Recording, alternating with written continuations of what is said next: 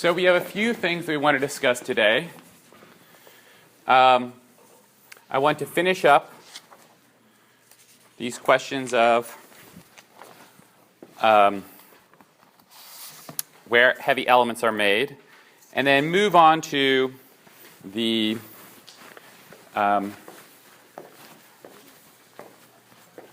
what happens to the end results, the end products of these type 2 supernovae, and the different ways in which those things have been observed.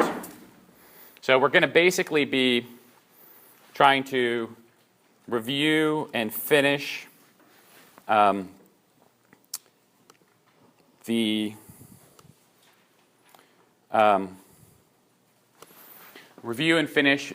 state questions about the S process and the R process, and then go back into the questions of the end products of type 2 supernova, namely neutron stars. So, as we discussed in classes prior to this one, this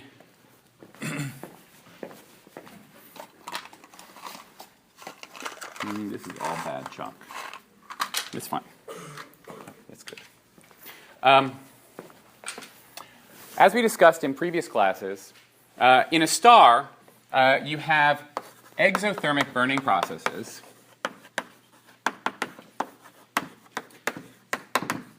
So you can take hydrogen and burn that into helium, which you can then burn into carbon, which you can then burn into oxygen, and so on, all the way up to iron. And so in ordinary stars, we have the ability to make all these elements. And one of the points that we were ending on last time, and I think is a really remarkable thing to reflect on, is that you are an organic being. I mean that in a literal sense, in that you have a lot of carbon in you. And all that carbon was not there in the beginning of the universe. In the beginning of the universe, we started off with a situation where we just had helium and hydrogen, mostly hydrogen and a bit of helium, and then tiny, tiny trace amounts of lithium. All the heavier elements that we see had to be manufactured, and the way they're manufactured is in stars. And so just to get enough stuff out there for you to exist, a whole class of early stars in the universe had to be born, go through their entire life process, die, and fling their material out into the universe for it to recoalesce, mix with the death products of many, many other stars in order for things like planets and you to form. And I think that's an interesting thing, because you can look at yourself and you can look at this table and you can say, this atom right here was at one point in the core of a very dense star, right? I mean, it had a life of its own over the course of billions of years that got it to be you, and you're just sort of some sort of, I mean, not to insult you, but you're just some sort of way station along its many billion year trajectory of its life. It's an amazing thing to think that we are literally all made out of stardust. But that only gets us up to iron. And there are heavier elements as well. And so we want to discuss how those elements are made. So, does somebody want to remind me what one of the two processes by which you might make heavier elements are called? Thoughts? Yes? The S process. Anyone want to suggest another one? The R process.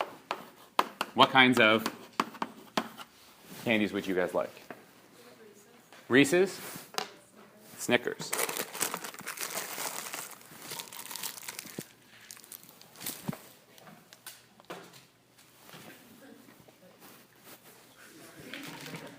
It's what happens. Gotta be on the ball in this class. Anything can happen. The really sad thing is that now my really poor throwing ability is captured forever on video. I'm not going to keep it up forever. So we have the S process, which is the slow process. And we have the R process, which is the rapid process. And slow and rapid refer to the rate at which we proceed up along the trajectory of heavy elements. So let's begin this discussion by looking at this plot here.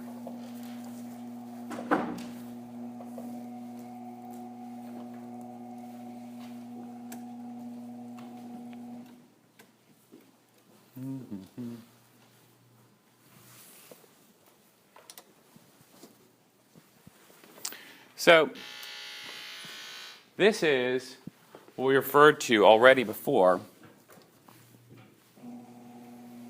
as this band in the middle here is what we referred to as the nuclear stability band. So what is this plot of? On the x-axis, we have the number of protons. So we're looking at individual nuclei. So an individual nucleus is made out of some number of protons and some number of neutrons. So if you want to ask a question about a certain nucleus, you go along the x-axis to its number of protons, which is what determines its chemistry. And then you go up on the y-axis to the number of neutrons, and then you find some point in between. And then the different colors tell you about whether or not those isotopes are stable. Okay?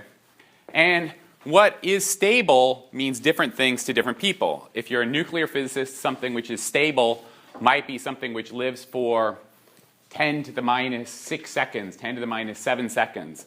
If you're a geologist, then something which is stable might be something that is around for thousands of years or millions of years. Depends on the questions you want to ask and whether or not it's relevant for you. So along the middle of this line here, you have elements that are truly stable, okay? Things that will basically just live forever. As you move away from this center band here, then you get to things which have lifetimes, which you can see are between 350 years and 46 billion years. So you might say, how can you find out if an isotope has a lifetime of greater than 46 billion years, or around that, because the universe hasn't been around that long, and we certainly haven't been doing experiments for 46 billion years, right? And the answer is, if I get a whole lot of these atoms in a vat, essentially, if I've got 10 to the 23 atoms, which is how much is in a mole of gas, then even if you wait a shorter period of time, there's a good probability that one of those nuclei will decay early. So by getting a really, really large number of them, even if on average they live for 10 billion years, you have a good shot that one of them will decay early, and you can see that in your detector. So we can detect that. But then as you move farther off, you move into periods where you have things that live for a few days to many years, things that live seconds to, these green ones live seconds to days, these ones live less than a second, and then you have isotopes that either are not stable at all or have lifetimes that are essentially 0. So the thing to note of this diagram is down here in the lower corner, it's very, very much like equal numbers of protons and neutrons are favored. And as you go up, then you see that you like to have slightly more neutrons than protons. And I know we've gone through this already in class, but because it's a subtle point, I really want to take a moment to emphasize how this process works.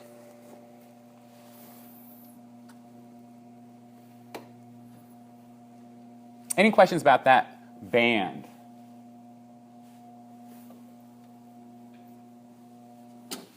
Okay.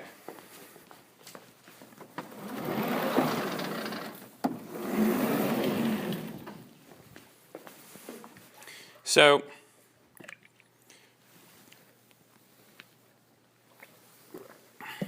I always have to write these numbers down because I don't remember them in kilograms. But a neutron has a mass of 1.675 times 10 to the minus 27 kilograms. I don't expect you to remember this. You can write it down, but I don't expect you to remember this. I remember it in a different unit, which is not kilogram. The proton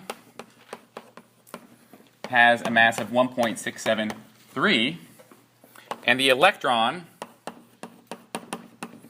has a mass of 9 times 10 to the minus 31 kilograms. And so, because the neutron is heavier than the proton and the electron, we have this process where a neutron can decay into a proton, an electron, and a neutrino because the mass of the neutron is greater than the mass of the proton plus the mass of the electron. Right? And this just comes from Einstein's relationship that E equals mc squared. So I'm not really saying, I mean, I can think of it in terms of mass, but I'm also thinking of this in terms of energy. The initial energy here, m neutron times c squared, is bigger than m proton times c squared plus m electron times c squared. This is really a question about not just whether there's more mass in the initial state, more mass in the final state. It's a question about the fact that there's more energy in the initial state. And so processes can go this way. Whereas if I start with a proton, right, a proton cannot go into a neutron plus an anti-electron because this has too much mass. This has more energy than this does, so this process won't occur. However, remember the rules of quantum mechanics are that anything that can happen will happen. And I'm telling you that the reason that a proton doesn't decay into a neutron and an anti-electron is not because there's a rule that forbids it, it's because conservation of energy forbids it. So I guess that is a rule, but that's the only rule that forbids it. It's the fact that your initial state has less energy than your final state. But in a nucleus, you have different energy levels for your protons and your neutrons. So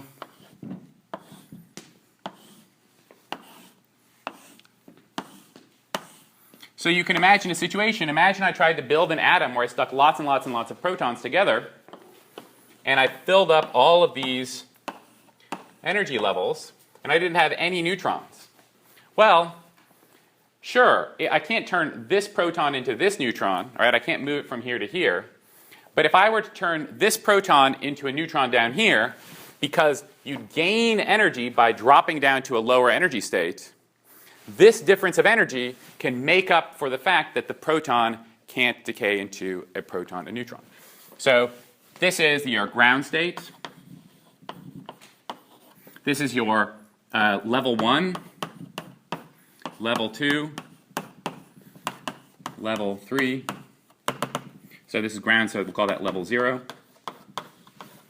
And so what we're basically saying is so the proton being an excited state has some energy. So if the energy of level 3 minus the energy of level 0, or actually let me not write it this way. Let me write it this way. So a proton starts with an amount of energy which is equal to its mass, right? It has mc squared of energy, plus it has the energy of being in level 3, right? So that's the initial situation we want to consider. Then on the final state, I'll have a neutron mass, an anti-electron, and the energy of being in level 0. Okay?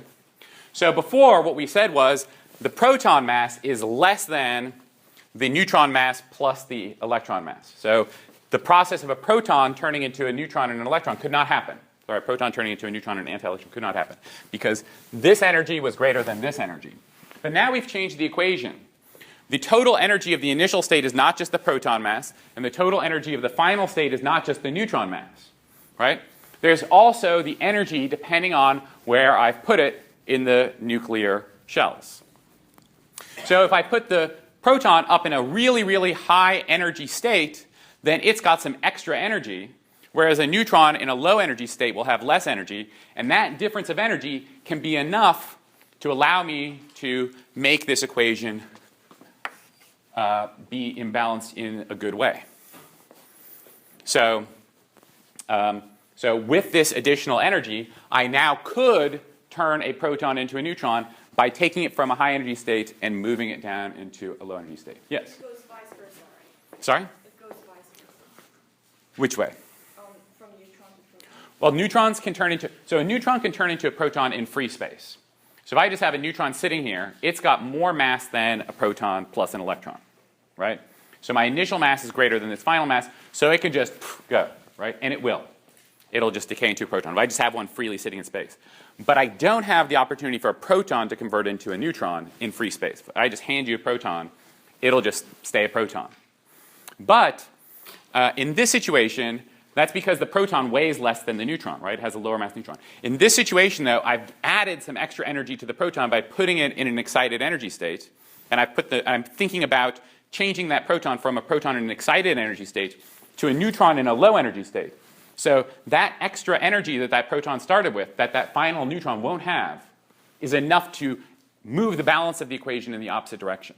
So now a proton can turn into a neutron by emitting an anti-electron as well. Does that make sense? Yes. Right? So the point is that we always allowed, we were totally fine with the processes going in either direction, except for the fact that energy conservation wouldn't let it happen. We would have been okay with the proton turning into a neutron plus a positron plus a neutrino. It's just energetics wouldn't allow it. But once I put them in this stack, then it can, because the initial proton starts with some extra energy that the final neutron won't have. Does that make sense? Yeah? Yes? When we talk about the S process, is that what's happening? Well, we'll get to the S process in a second, but yes, essentially that's, no, the S process is the reverse of this. Yeah, yeah. So, but that process, I think, is a bit more intuitive for people because you already are okay with the idea that a neutron can turn into a proton, right? Because it happens. I want to explain also why protons can turn into neutrons. But yes, the S process will be neutrons, adding neutrons and turning into protons. So this works in either direction, as we were just discussing. So you've got, in your nucleus, you basically have this ladder.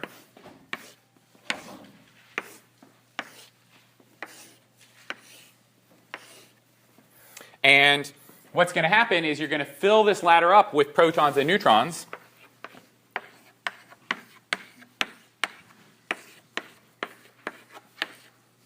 I guess I should actually use letters to make this a bit clearer. But so I'll put a proton, a proton, a proton, a proton, a proton, a proton. A proton, neutron, neutron, neutron, neutron. The numbers are not actually 2s. I'm just using 2 because it's quick and easy to write. The numbers depends on other properties of the level. But the point is that you've got all these levels. And what will happen is that these, it's sort of, at an approximate level, these energy levels are roughly at the same place. Okay? So the initial ones are about at the same place. So if I try to add too many neutrons, too many protons, these protons are going to fall down and turn into neutrons, and they'll try to have the same number of neutrons as protons. So these guys will turn into neutrons. Or if I have too many neutrons and not any protons, then these neutrons will just happily convert into protons until the system has a situation where it's not energetically favorable for a proton to turn into a neutron or a neutron to turn into a proton. So once they're roughly at evenly spaced levels, then there's no extra energy. This extra energy that I was using here is not around, and so I can't use it to aid in the conversion. Yes? Each energy level is roughly the same? Yeah, each energy level is roughly the same. Yeah. Now, that's only true for a while because protons have an electromagnetic charge as well. And so they're repelling each other. So if you think about these energy levels as sort of being determined by how much these particles like to stick together, protons like to stick together a little bit less than neutrons because they're also pushing each other away. Neutrons don't have any electric field, so they don't. So if I were to compress this entire spectrum here, right? Your initial levels are very, very close, are very similar. But eventually, I'm kind of exaggerating this. But eventually, your proton levels are spaced far enough apart that, okay, your first levels are at the same energy, but eventually, you just rather have neutrons than protons because the protons are pushing each other away. So as you start adding more and more, even if you have the same number of protons as neutrons, because those energy levels of protons are slightly higher, they would still rather convert into a neutron. And so you end up with a system where, for large elements, you have more neutrons than protons. Okay? It's just because the ladder starts out even, so I start off with equal numbers of protons and neutrons, but eventually the proton ladder gets a bit stretched more than the neutron one, so protons have a little bit more energy as I go up and up and up than the neutrons do, and so the system would rather, will allow those protons to decay into neutrons. Questions about that? I know this is nuclear physics in a nutshell, but it's going to be relevant for a discussion of the S process, since we want to do that a bit more thoroughly today.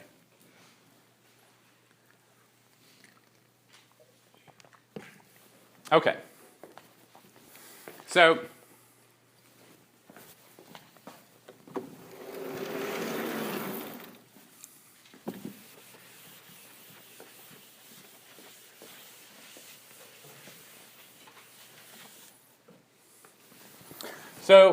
the question then is, if here is our nuclear stability band,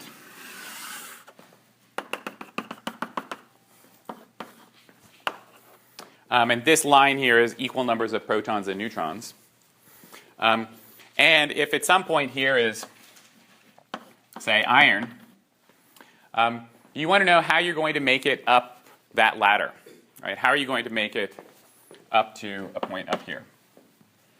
How are we going to make all the heavy elements that we see in the universe, like thorium and uranium, where are they going to come from? Lead. And this comes to these first two processes we started off in the class, the S process and the R process. So the S process is a slow process of adding neutrons.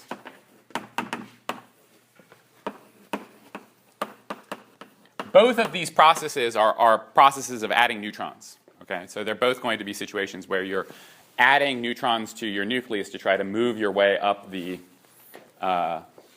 this stability band. And the reason why that's a difficult thing to happen is because what we were just discussing. If I just have a neutron sitting around, it doesn't live very long. After about 1,000 seconds, you're not going to have that neutron anymore. So whereas protons will stick around for a long time, right? Protons will live forever. But if I just have a free neutron that I want to add into a nucleus, I need to add it into the nucleus quickly, or it's going to decay into a proton and an electron and a neutrino pretty quickly. So neutrons don't live very long, so it's kind of a use it or lose it situation. So you need to be, you don't have like free neutrons floating through the universe that are eventually going to come in and collide with your system. You really need to be making those neutrons as you're using them. So the systems where that can happen, for instance, are asymptotic giant branch stars, is where it's thought to occur. And what you basically do is you start with some element. So you start with, say, iron, and then you add a neutron to it. Then that is, you kind of add neutrons. You gradually move off the stability band. So you just keep adding neutrons, adding neutrons, adding neutrons, until you eventually become an isotope which is not stable. And then, so if you think about this ladder, you've filled all of these states and all of these states, and I start adding neutrons until I get to a point where one of these neutrons would like to fall down and convert into a proton. Okay? So I add neutrons, I add neutrons, I add neutrons, and then I convert it into a proton. So let's just think for a second about how we move around on this diagram, right? As I'm adding neutrons, I'm just changing the neutron number, so I'm just moving straight up. When I convert a neutron into a proton, I move down one neutron and over one proton. So that's what this motion is, right? It's converting a neutron into a proton. So you add neutrons, you add neutrons, you add neutrons. Eventually, you get to an unstable point. It decays down. It's now in the stability band. Now you just start adding neutrons until you're off the stability band, come back onto the stability band, and so on. And so, in this way, you can gradually work your way up the nuclear stability band, making increasingly heavy elements. But this process is slow. It's a system where you have free neutrons around, but not so many. This process is happening very regularly, so there can be weeks or months between periods of having any neutrons in the system. And so eventually what happens is that you get to an element, in this case bismuth 209, where you add that neutron to it, but then it decays back down before it has a chance to capture another nucleus. And the process by which it decays back down is a bit roundabout, but eventually it ends up back being at bismuth 209. Sorry, bismuth 209 is here. So you take bismuth 209, you add a neutron to it, you think that you're going to now add another neutron to it so it's far enough off the stability band that it can then convert a neutron into a proton, but before you have a chance to come along and throw another neutron at it, it's decayed back down to where it started out, which is bismuth 209. So you tried to make it into bismuth 210, but it decayed back down and re-resulted in 209 before you had a chance to get it up to something heavier. So that's the end of the S process. So you can work your way up to bismuth, but you can't get up to the heavier elements. So then the question is, how are you going to get to heavier elements? And the heavier elements are via the R process, so the rapid process. And if the problem with bismuth is that you throw a neutron on it, you move off, and then you're waiting for another neutron to come along and it decays back down, well, what you'd really like to do is then just start throwing neutrons at it really, really rapidly so that you could just move way off the stability band, and then you'd be so far off the stability band that then you would come back down by converting neutrons into protons. So you'd re-return, if you can move far enough away off the stability band, then you'll return to the stability band via converting neutrons into protons. But the only way to do that is to have lots and lots of neutrons, and as we said, neutrons are not easy to come by in the universe. And so the place that we think that this occurs is very likely in type 2 core collapse supernova. Right? So remember that in a core collapse supernova,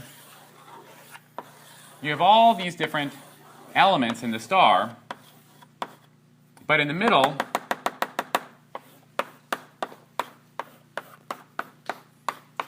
you have this iron core. And eventually when that core gets so heavy, so massive that it cannot support its own gravity, it'll begin to collapse. And when it collapses, all that gravitational energy then goes into breaking that iron apart, right? You just spent all this time and released all this energy fusing heavier and heavier and heavier elements into finally make iron. Now, as the system is contracting, it's breaking that iron apart, which is sucking energy out of the system, making the system cooler and cooler and cooler. So that system breaks that iron apart, and it breaks it down into ultimately protons, neutrons, and electrons. The electrons are just kind of coming along for the ride at this point. And then you get down to a density where you'd think you couldn't compress any further, but you start combining the electrons and protons and producing neutrons. So you have the neutronization of the core, where you take a proton and an electron, and you convert that into a neutron and a neutrino. And as we said last time, the reason that we are not only theoretically confident that this occurs, but experimentally confident as this occurs, is because we observed these neutrinos in supernova 1987A, where Kamiokande saw about 11, and that experiment, IMB, saw about 8 neutrinos. So they each saw about 10 neutrinos that came at the moment that the supernova exploded. So these were neutrino experiments. We saw on a telescope a supernova appear. We looked in our neutrino experiments and said, aha, look, there were neutrinos that came from over there at that time. And so that gave us information that this is in fact going on. But what's important for our purposes is that you have a lot of these neutrons around. So you have a period of time where there's just lots and lots of high energy neutrons. So you have the ability to bombard your element with just lots and lots and lots of neutrons, move quickly off in the nuclear stability band very far, and then it can drop back down onto stability band, making yet heavier elements. So we don't yet completely understand the process in that we cannot completely predict the abundances of the different elements that we see in the universe, but we do a pretty good job. So we think we're getting very close to understanding this pretty quantitatively. So altogether, this is the way that we think that these heavy elements are made. Some of the lighter ones are made in ordinary stars. Heavier ones, up to iron, can be made in larger stars. Things heavier than iron can be made through the S process. And things heavier than bismuth are made in the R process.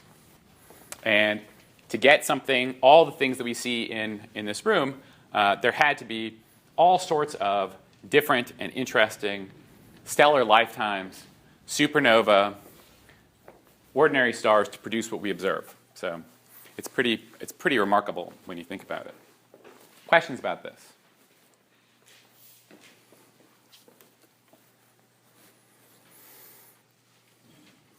Okay. So let's come back then to this supernova. So can somebody remind me what actually stops, what kind of phenomenon stops the collapse of this core collapse supernova? All the stuff is coming in, gravity is attracting it, you have all these endothermic processes which are sucking energy out of the system. What's going to stop this process from collapsing?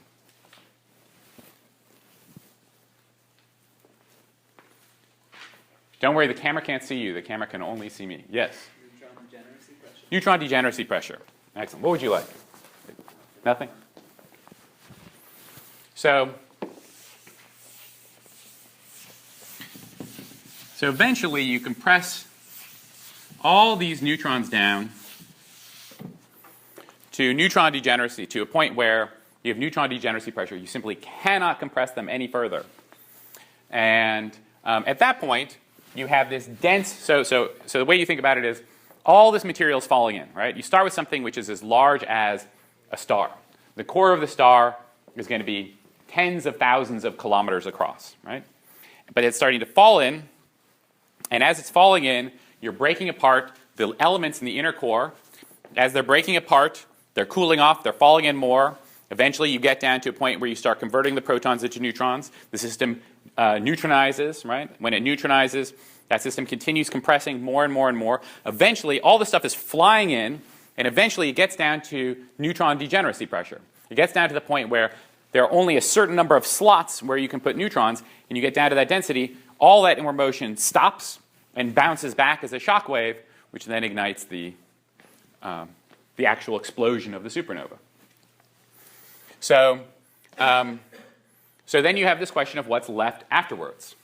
So you have this outward shock of material, but that core of neutrons at the center of that star is left, and that core is a neutron star. So we were discussing this last time. Neutron stars are very, very dense, something like 10 to the 17 to 10 to the 18 kilograms per cubic meter. You end up keeping about between 1 and 3 solar masses are the masses of these neutron stars. So they're pretty similar at the end of the day. The masses of them is pretty similar to that of an ordinary star, like a solar mass star. And the difference, though, between a 1 to 3 solar mass star and this one is For instance, the sun is 700,000 kilometers across, and this thing is going to be, it's expected to be about 10 to 12 kilometers across. Okay? So it's much, much, much smaller than an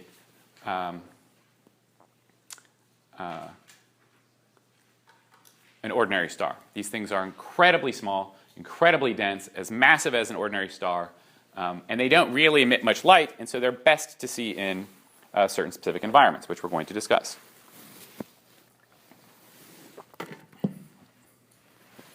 Any questions about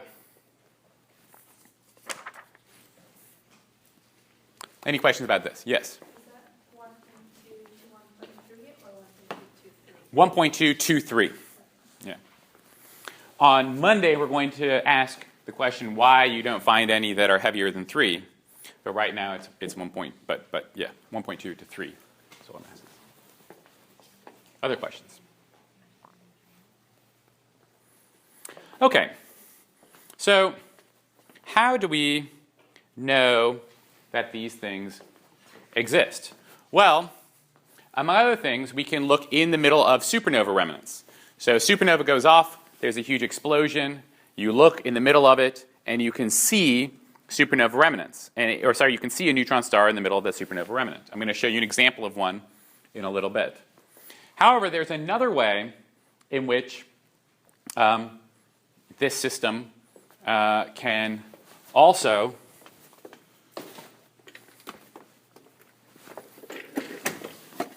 be detected. I'm going to need this chair in just a second.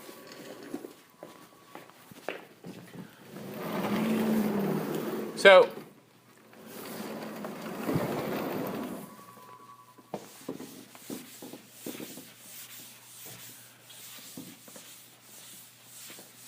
a long time ago, it was in the 60s actually, I believe. I have to go look up the precise date. A discovery was made that there was a signal that was being observed in radios, in radio waves, which looked like this. So here is time, and then here is the intensity of the signal, and it looked like this.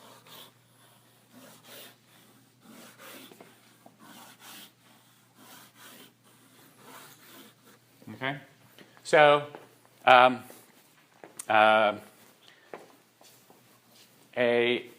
an object that was observed that every, I believe the spacing was something like 1.2 seconds. It's of that order. Different objects have different spacings, but I think the first one was about 1.2 seconds. Was observed where you'd have a pulse of signal and then nothing, and then a pulse of signal and then nothing, and then a pulse of signal and then nothing. And it wasn't known what this was. And so initially, this was called, I think jokingly, but maybe hopefully, an LGM. And the reason for that was they thought perhaps what you're observing is an intelligent civilization out there which is trying to communicate with us by sending a regular signal. Right? Maybe there is an intelligent being out in space which is sending this regular pulse out, and then we're observing it, and that's how they're communicating with us. You know, we send out things, maybe they're sending out things. So can anybody guess what this then stood for? It's just a guess, right? You don't. It's okay. We'll say it again. Well, it's not Martians because they're going to be coming from another solar system. But the spirit of what you're saying is good. What's another name though for? Huh? Oh, now you're being too clever. You know too much for your own good. It stands for little green men. So, you know, back then, all the space aliens were represented as like green beings. I don't know why. That was just the idea. I think it was the cheapest way to represent an alien was to take a person and then cover them in green makeup. And so that was the idea. It turns out, shortly after this, that other LGM-type objects were discovered. We don't call them LGMs anymore. We now call them pulsars. And it turns out that what a pulsar is a rapidly rotating neutron star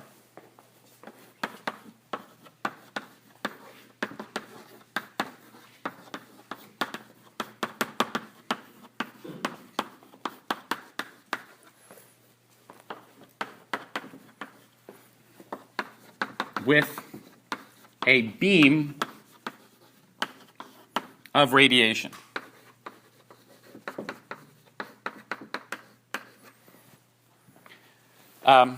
So before we get into what this model is, let's talk a little bit about why we have a rapidly rotating system. And that's why I brought this chair out. So I used to refer to this as the Kristi Yamaguchi effect, but I feel like I'm dating myself and that nobody knows who Kristi Yamaguchi is. Can somebody tell me who a very famous current skater is? Who was in the Olympics who did really well in skating? I honestly don't know. I just need a different name. Sarah Hughes? Okay, I'm fine. Was Michelle Kwan. Okay, Michelle Kwan. That's good. We'll call it the Kwan effect because it's also catchy, I think, more than the Hughes effect. So you see these skaters, right? They're skating, and right, they put their arms out, and then they pull their arms in, and they speed up, right? They're kind of like blah blah blah, you know. And I'm going to try and do this. And then you pull it in, you speed up. You put your arms out, you slow down. Pull them in, you speed up. Out, you slow down, right? You saw that? Because I can't do it again. I don't even know if I can walk well. Right? But that's the idea. You're spinning. If you are spinning and then you pull in your material, you speed up. And this is because of an idea called angular momentum. We're used to ordinary momentum, right? If something is moving, it likes to keep moving. But there's also angular momentum, which is that a thing which is spinning likes to keep spinning. And the way you quantify angular momentum in a system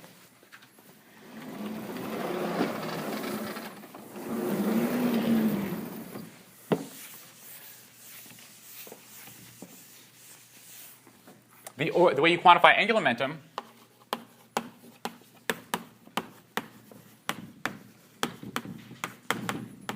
is I don't know which letter we want to use for it today. We usually use L but we use L for luminosity here. But L is what people usually use for angular momentum. L is the ordinary momentum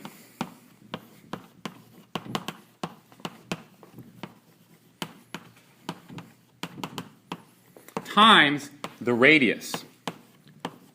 Let me show you a diagram of what I mean. So in the case of a skater, let's imagine the skater is like carrying barbells, and that's what she's pulling in for the Kwan effect. So here you have the skater. She has very long arms, and she's holding barbells. So these barbells are moving, right? So they have some momentum, and so you multiply the momentum of this barbell times this radius, how far away they are from the center. Which means that if I want to conserve angular momentum, if I want to have the same angular momentum at the end as I do at the beginning, then if I have something at a shorter radius, it needs to be moving with more momentum, right? More linear momentum. Something can move at a slow momentum and be very far away from the center, or it can move with a high velocity and be closer to the center. Okay? So that's the idea. But I'm not going to test you on literal conservation of angular momentum. I just want to explain the math behind it. But I think you all have witnessed the phenomenon, which is when you pull things in, you speed up your rotation. Yes? Since momentum is mass times velocity, can you like, I mean, like the idea here is that you're changing velocity, but can you also change the mass? Yes. Yes, that's actually such a good point. Would you like candy? Sure. What would you like? Snickers. Snickers. because that's going to come up in just a minute. Is it too hidden? We'll try again. I threw it too far and made a hole in that wall. Here's another one. Okay. Yes, you can also get rid of mass. You can get rid of mass. Did you get it? Did you get it? Yeah. Okay, good. You can also get rid of mass, which is going to be very, very important in a second. But the phenomenon that I'm talking about then is that you have a star. That star is probably not just sitting there not doing anything. When the materials form into a star, they tend to not just fall. When you start with a star, stuff falls in, but it's not all falling in towards one single point. Some of it's going to miss that, right? Some of it's going to come in from the side. And when it comes in from the side, it's going to cause the object to spin. So even the sun, for instance, is rotating. Most stars are rotating. So as all this material in the star is falling in, even if it starts out rotating just a little bit, then the star can end up rotating very, very, very rapidly. Okay? Because you're going from a star which is hundreds of thousands of kilometers across down to a neutron star with a radius of 12 kilometers. Right? It's a very, very big change in the radius. And so as you pull it in, this quant effect causes the star to start spinning more and more rapidly. Does that make sense? So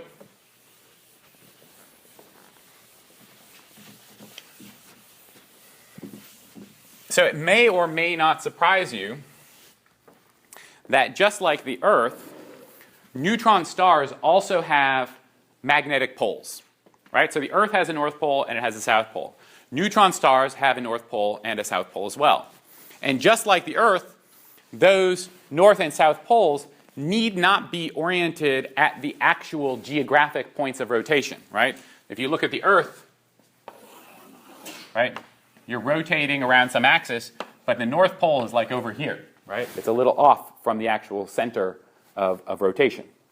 And so similarly, on a neutron star, you have very, very strong magnetic fields, and those magnetic fields are not necessarily, the north and south pole are not necessarily where this is rotating around. So if you've ever looked at a magnet, the way we think about north and south poles is that there are something that are called field lines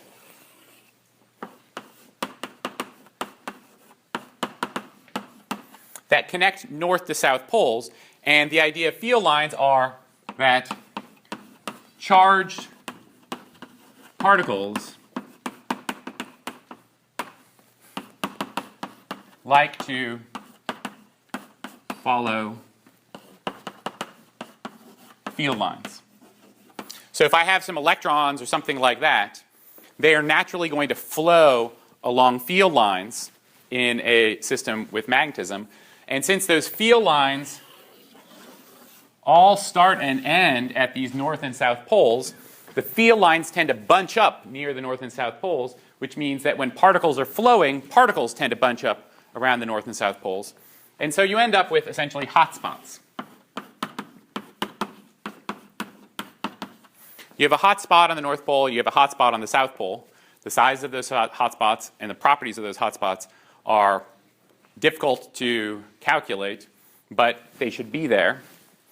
And so the idea is that you have this hot spot, and that hot spot is beaming out radiation, and the system is then spinning. Okay? So if you think about this, imagine me as a pulsar now, right? And I have a hot spot, and I'm going to spin on this axis, right? I'm going to put my hot spot here. So this is my hot spot, and it's pointing out. And then as I'm spinning around, most of that time, that hot spot is not pointing at you. So the beam of that radiation is most of the time not pointing at you.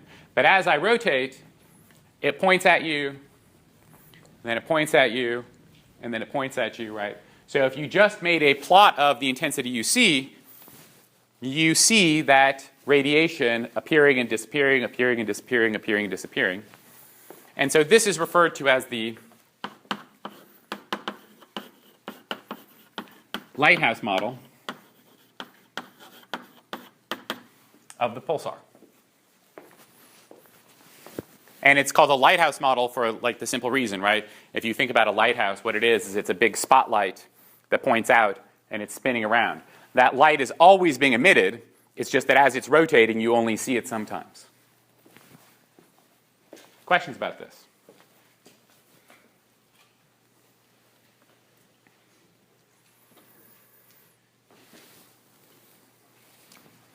So,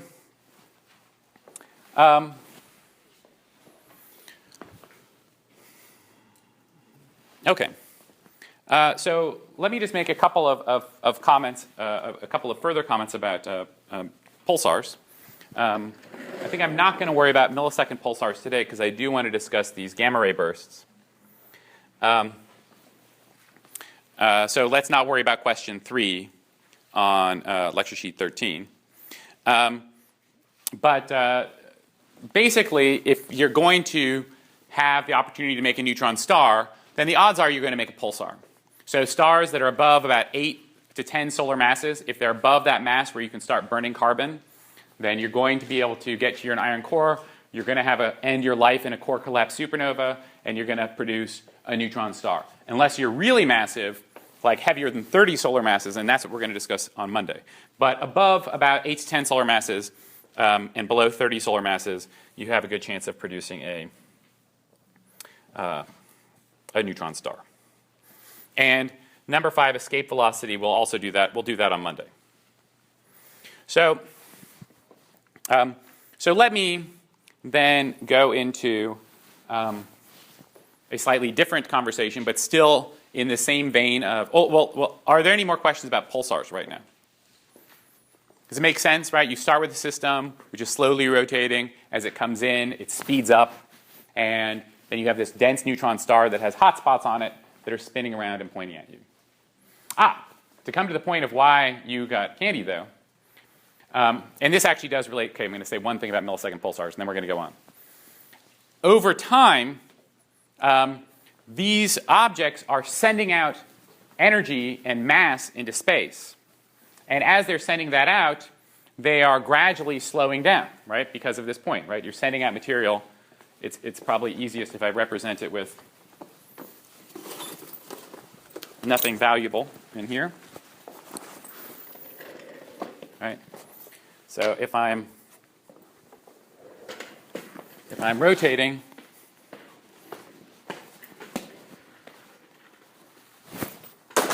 and I throw out something, then I will slow down.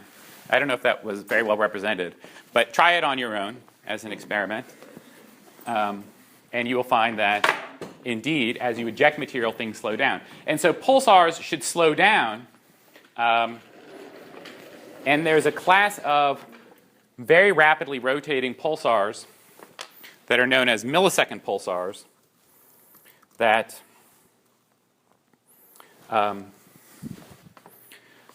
rotating very rapidly and surprisingly have not slowed down yet to the rate that you would think they are. So the fact that you have these pulsars that are still rotating very, very rapidly is confusing and suggests that they're probably being fed by some material which is continuing to cause them to rotate rapidly. I'm not going to worry about that point too much.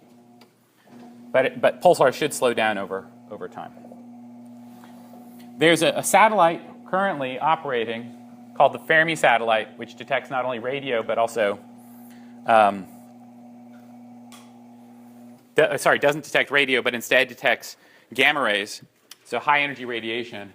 And they've recently discovered that, so it's been known that pulsars also emit gamma rays, and there's a class of pulsars that are only observed in the gamma rays. So this is a map of the galaxy. The things circled in yellow are new pulsars that have been discovered in gamma rays just in the last few years. So it's actually a very, very exciting time for pulsar research.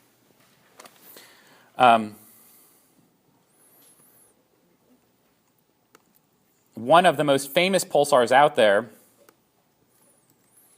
is the crab pulsar. I showed you a picture, but I want to show you the movie.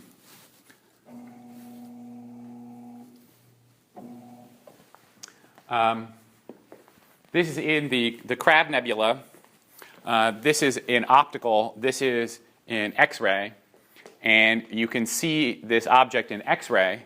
And what's really neat about this movie is that you can see that as this system is spinning, it's sort of sending out energy waves into the surrounding medium. So this pulsar is spinning, and it's sending out this energy that you can observe both in, you can only observe the pulsar itself easily in the X-ray, but you can see the waves spreading out from it in the optical as well. Now, when these supernova form, they emit a lot of light, right? But that's not the only thing that can happen to them. So, in the 1960s, you guys probably heard about this place. It was called the Soviet Union. There was this long, it's history, I know, but there was this long-term ideological battle between different parts of the world, and that standoff was epitomized by the nuclear arms race, and people were very worried that we were all going to blow ourselves up, which we may still. But one of the things that we did at the time was we tried to monitor whether the other side was testing nuclear devices. And so how do you test nuclear devices? Well, one of the things that nuclear devices emit are gamma rays. And so you might send up satellites that look for gamma rays.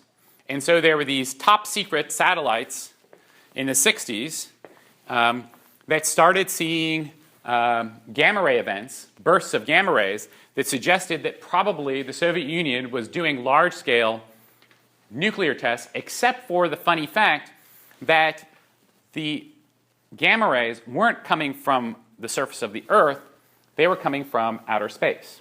Okay? But what was so peculiar about these things is that they were incredibly bright. So eventually this data became declassified, and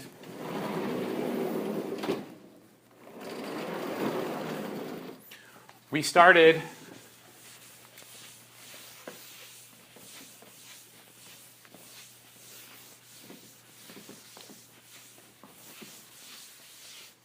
to understand these objects, which are referred to as gamma ray bursts. These are objects that emit intense bursts of gamma rays over a period of time which is of the order of several seconds, some short, some long. Okay. And there were a few peculiar issues. One of the biggest peculiar issues of these gamma ray bursts was a basic question of where does the energy come from?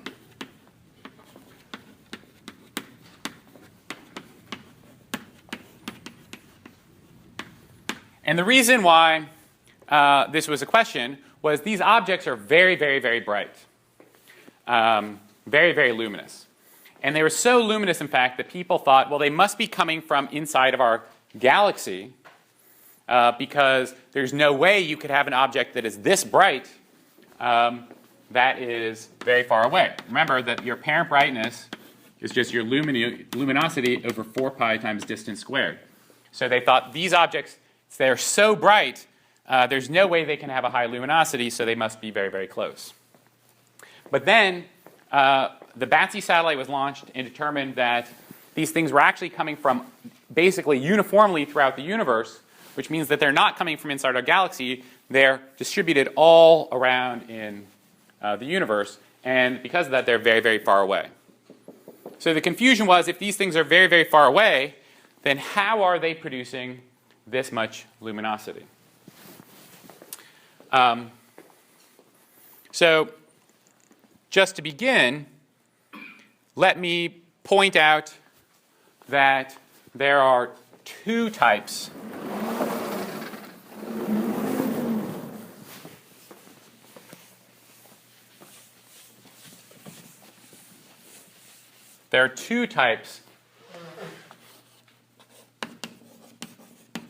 of GRBs. you have what are called the short and unsurprisingly long. Short is that the burst is less than about 2 seconds, and long is greater than about 2 seconds. And these things appear to be fundamentally different things that just both happen to be producing gamma rays. This sort of goes back to this tradition that we've studied before, where you see something, you characterize it, later on you understand what it is. At this point, we think that we are understanding what these things are, and they're probably very, very different things. So I'm going to first start by talking about these long gamma ray bursts and what they are. So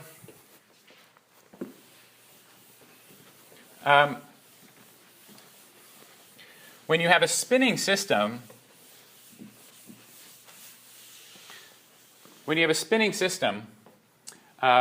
then you can form what is referred to as an accretion disk.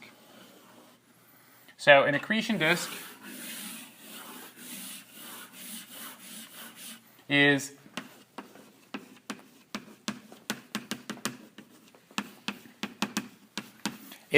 a disk of material that surrounds another object. In this case, it's going to be surrounding a neutron star or a black hole, although we're not talking about black holes today, but I'll tell you ahead of time that there are probably also black holes involved here. So you have a disk of material that is inward spiraling onto the surface of the object. So it's an accretion because it's gradually accreting, it's gradually adding mass or material to that object, and disk because it's in the form of a disk. This phenomenon also happens in the case of white dwarf binaries, where you're forming mass transfer binaries with a white dwarf in them, where you're actually feeding material from one star onto the surface of the other one. So you have material coming in, you form this disk, that disk is sort of spiraling inward, and material is gradually accumulating on the surface of the star or object. And when you have rotating systems, it's very natural, or systems with angular momentum, it's very natural to form these accretion disks. So in the center of a star, what happens is that you form these, you form the neutron star is rapidly spinning, and you form an accretion disk around the center of the neutron star.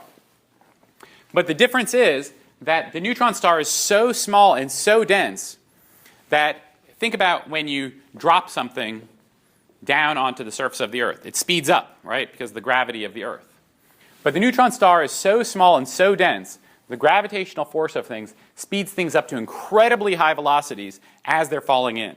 And as a consequence, they get tons and tons of kinetic energy, and this accretion disk can heat up tremendously and emit a lot of power, and it tends to emit it along the axes around which it rotates. So material's falling in, that material's falling in, it's heating up, and it starts ejecting energy, this hot energy, perpendicular to the disk, and this ejected energy then forms a jet. So you get this outward flow of energy from material falling in onto the surface of the neutron star, and that outward jet is moving at a very high velocity, very close to the speed of light, and as a consequence, that jet then produces very intense gamma ray radiation. So you have a shock, and that shock produces gamma ray radiation.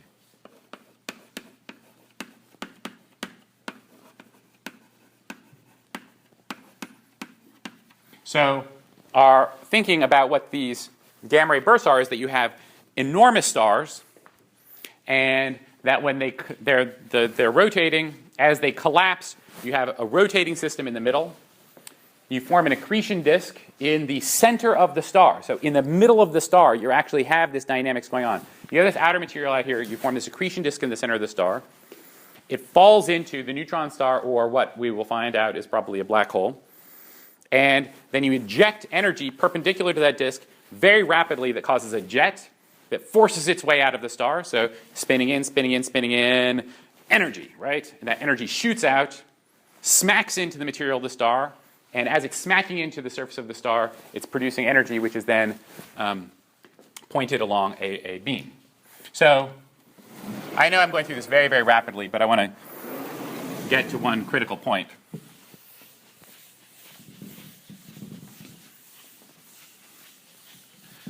So you end up with, ultimately, if here was your star, and it was rotating like this, you end up with a beam of energy perpendicular to the accretion disk, which is in the middle here. And the reason why this then solves this problem, right, what people used to think was, how is it possible that you can have a gamma ray burst that's that bright? If it's that far away, there's no way it can be that bright, because its energy would be just unbelievable. And the answer is that these gamma ray bursts do not send their energy out in all directions. They send it out in a narrow beam. So that equation for apparent brightness assumes that energy is spread out uniformly in all directions. For a gamma ray burst, the energy is actually shot in a very narrow beam, and if that beam is pointing at you, then you see it. And if it's not pointing at you, then you don't see it. But because the energy is very focused, the beam can travel a much greater, can still be very bright at a much greater distance than if it were spread out uniformly in 4 pi. Yes? So basically it's just like a giant laser? It's more like a giant flashlight for technical differences. Because lasers actually have a direction of coherence and focus that is better than a flashlight. A flashlight, you kind of focus things, but then it continues to spread out. Lasers can be more accurate than that. So, so that's what a gamma ray burst is. That's what a long duration gamma ray burst is. You have an enormous star. That star then is collapsing like they do at the end of their lives. In the middle, it's rotating. It forms this disk of material. But as that material is falling onto the surface of whatever is in the core of that star, it gets so fast and so hot that it starts ejecting material, and that material then forms a burst of gamma rays. And the reason why we have a lot of evidence that that's what's going on for these things, they happen to be in star-forming galaxies. Remember, these very, very massive stars don't live very long, so they should naturally appear in star-forming galaxies. Short gamma ray bursts are something different. Short gamma ray bursts, the best hypothesis we have right now is they're actually 2 neutron stars. So you've had a supernova here, you've had a supernova here, you were left with 2 neutron stars, and they're orbiting each other, and gradually they spiral in together, collide, and explode. So these are giant stars collapsing. And then you have the jet and the accretion, or the accretion gives you the jet. These are probably neutron star binaries, and that are rotating and collapsing with each other, and that we will try and test soon. Let me show you one image that I just want to end with. I'm going to write down the name of what I'm about to show you here. This is called Eta Carina.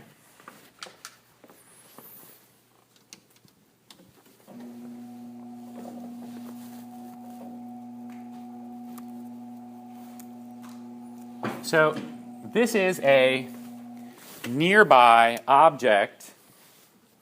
It's actually,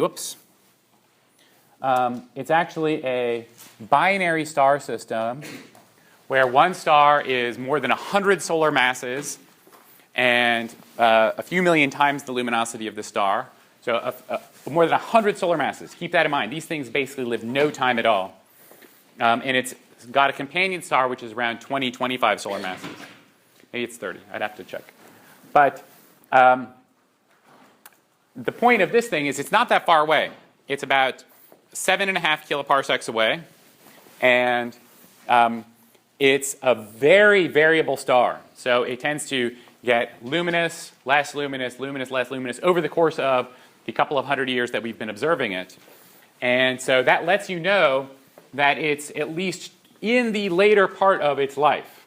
Now, we don't know if this thing is going to turn into a gamma ray burst or not, but it's close enough, and we now actually think it's probably not pointing at us enough, but it's not that far off that this thing could actually produce a jet of gamma rays, where if that jet of gamma rays were pointed directly at us, even though it's 7,500 kiloparsecs away, it could be very, very, very bad. Nobody knows how long it's going to take before this thing goes off. Some people, they're probably fear-mongers, have said it might go off, in the next, 100 years. Other people say thousands of years. Other people say longer. But it's definitely going to go hypernova at some point.